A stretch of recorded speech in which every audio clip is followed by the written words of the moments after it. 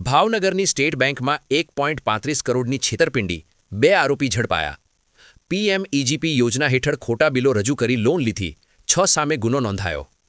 ભાવનગર શહેરના નીલમબાગ સર્કલ પાસે આવેલી સ્ટેટ બેંક ઓફ ઇન્ડિયાની બ્રાન્ચમાં 1,35,05,669 રૂપિયાની છેતરપિંડીનો કિસ્સો પ્રકાશમાં આવ્યો છે.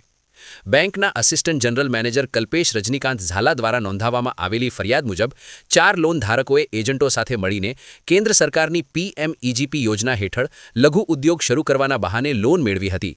આરોપીઓએ લોન મેળવવા માટે ખોટા બિલો રજૂ કર્યા હતા.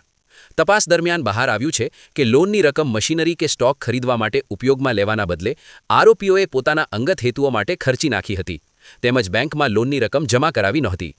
આ સમગ્ર મામલે પોલીસે કુલ 6 વ્યક્તિઓ સામે ગુનો નોંધ્યો છે, જેમાંથી વધુ 2 આરોપીઓને ઝડપી લેવામાં આવ્યા છે.